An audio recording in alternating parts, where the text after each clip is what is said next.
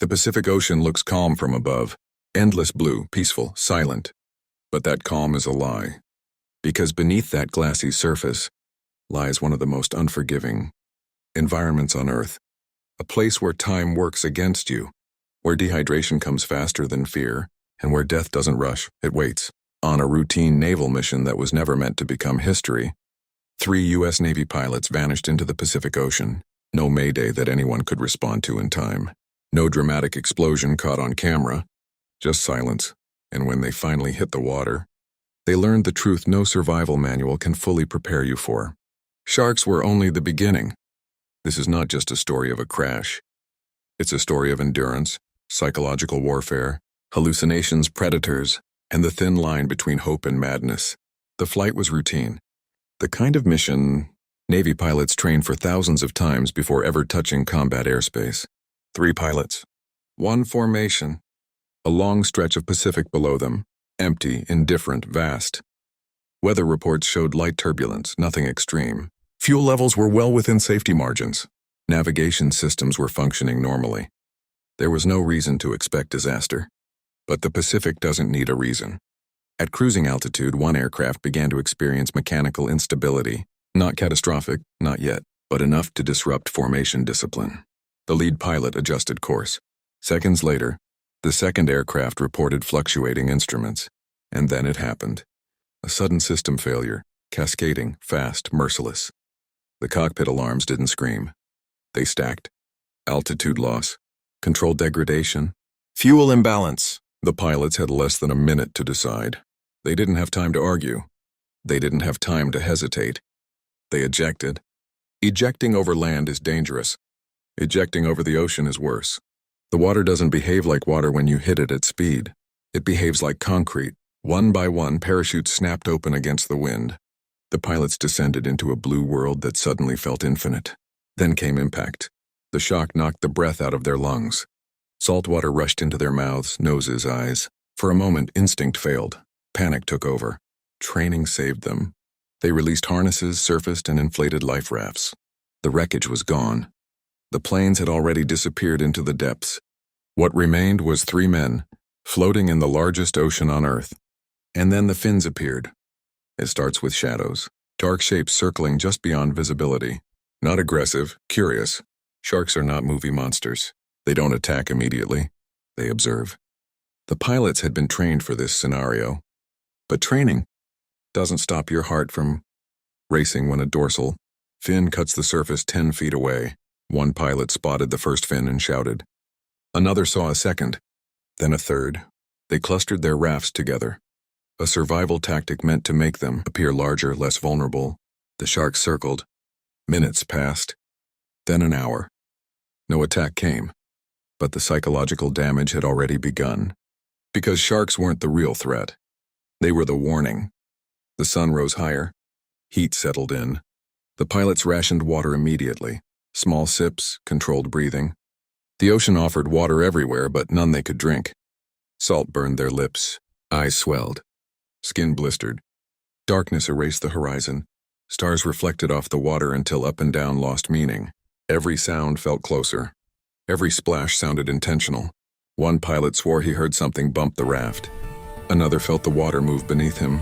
No one wanted to say the word attack, because saying it would make it real. Instead, they counted breaths. They told stories. They repeated training phrases out loud just to keep their minds anchored. But exhaustion doesn't care about discipline. Hallucinations began. By day 4, one pilot saw land.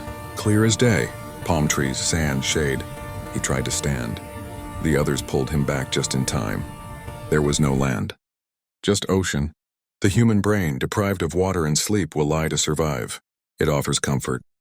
Then it offers death. Another pilot began speaking to someone who wasn't there. A voice from home. A memory that felt real enough to answer. They forced each other to stay awake during daylight.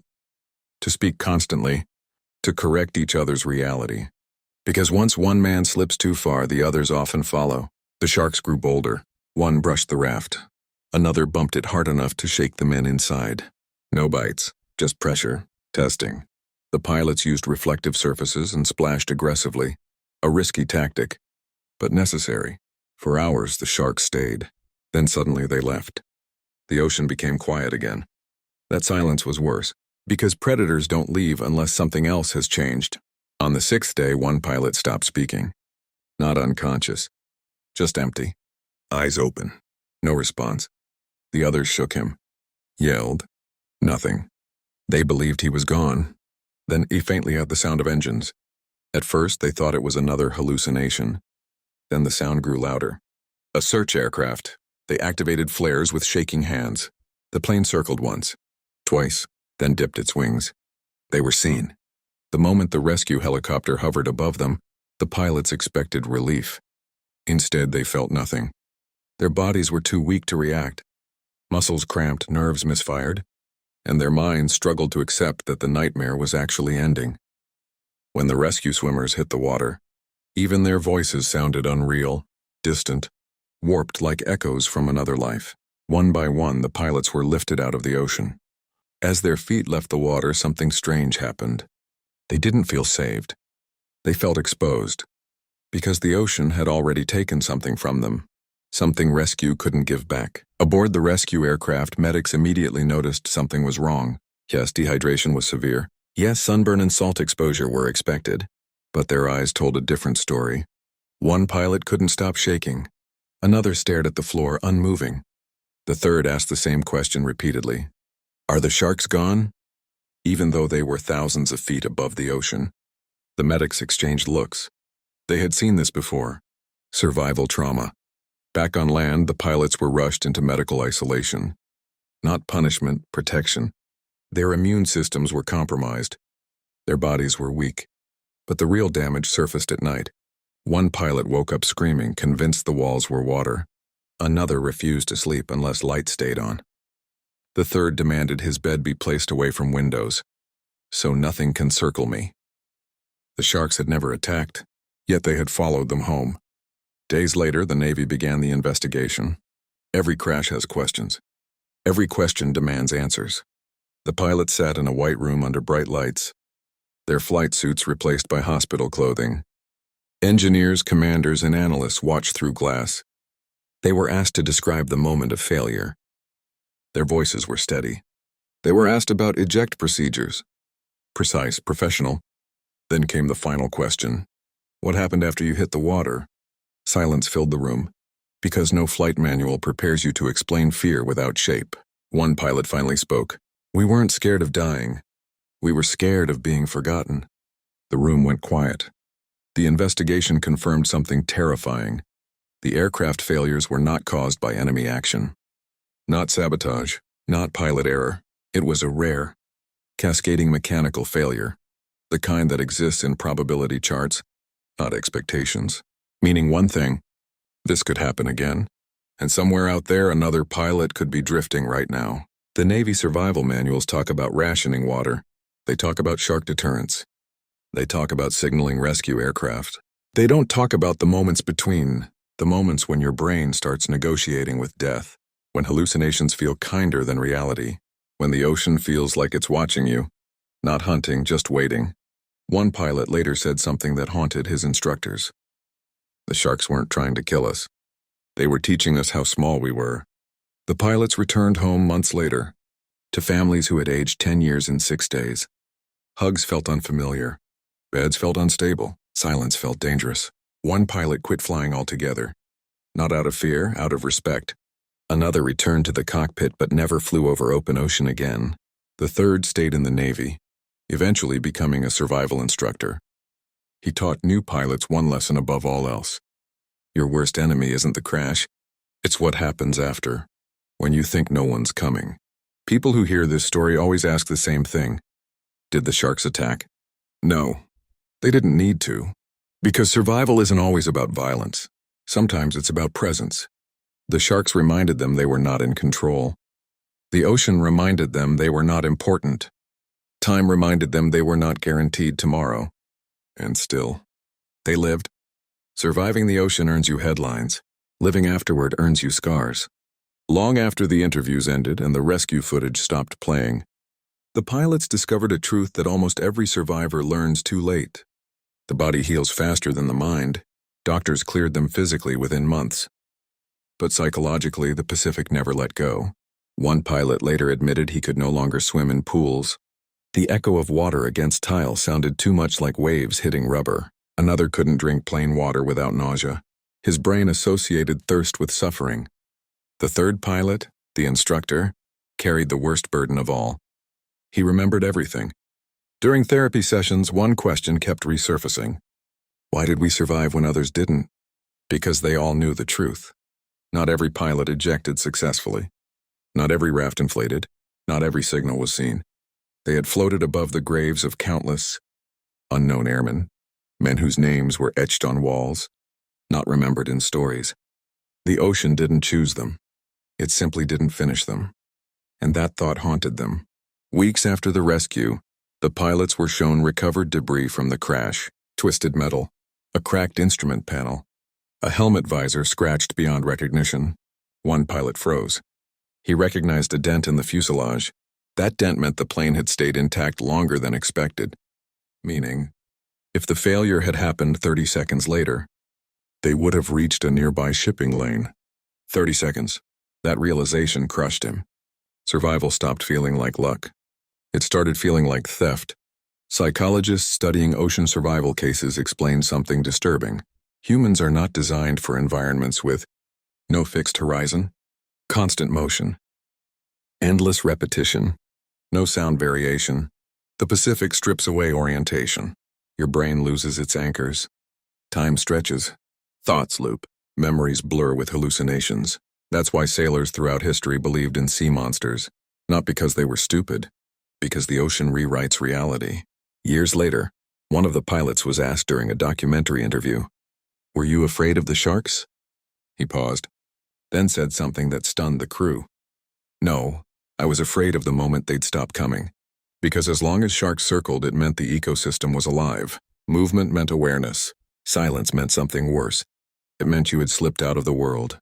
The Pacific Ocean has swallowed warships, nuclear submarines, entire flight squadrons, and more pilots than history can count. It never sends warnings. It never explains itself. It doesn't need storms to kill you. It uses patience. And patience always wins unless you endure longer. After this incident, survival training quietly evolved. Not publicly, not announced. But instructors began focusing more on mental endurance. They taught pilots how to talk out loud to maintain sanity, anchor reality with routines, recognize hallucinations before trusting them, fight the urge to let go, because equipment can fail, but the mind decides whether you stay alive long enough to be found. Years after the crash, one pilot woke up suddenly in the middle of the night. His bed was dry. The room was silent. Yet he could hear waves. Not imagined. Recorded. His wife had installed a white noise ocean sound machine to help him sleep. He turned it off and sat awake until sunrise. Some sounds don't fade. People think survival stories end at rescue. They don't. They echo. Every time a pilot flies over open water, every time a life raft inflates, every time a fin cuts through the surface, this story repeats itself. Maybe not with these men, but with someone else. Years after the crash, one of the pilots stood on a Navy pier again. Not in a flight suit, not with a helmet, just a man looking at the Pacific. The water was calm, too calm. He said later that this was harder than the 6 days adrift, because this time, the ocean wasn't trying to kill him. It was pretending nothing had happened. That scared him more than sharks ever did. Out of the 3 pilots, only one ever spoke publicly in detail. The other 2 refused interviews, not because they were ashamed, because every retelling dragged them back into the raft. Back into the thirst, back into the circling shadows, back into the waiting. Survival stories don't fade. They replay, and some memories cost too much to relive. All 3 pilots reported the same phenomenon. Their sense of time was permanently altered. 6 days in the ocean felt longer than years of service. Moments stretched. Silence grew heavy. Even years later, they felt uneasy when stuck in traffic, waiting in lines, sitting in silence. Because waiting once meant dying slowly. There is an old naval saying that never appears in manuals. The ocean doesn't hate you. It just doesn't care. That truth hit the pilots hardest. No anger, no intent, no mercy. Just physics. Just biology. Just time And in that indifference, humans are forced to face who they really are. Marine biologists later explained something chilling. The sharks circling the rafts were likely not hunting. They were reacting to electrical signals from equipment, irregular movement, distress vibrations in the water, meaning the sharks weren't choosing the pilots. The ocean was broadcasting their weakness. Nature was listening. If you're watching this safely on land, if your stomach is full, if water is within reach, understand something rare. 3 men once floated where you now look at a screen, and the only reason you know their story is because they refused to give the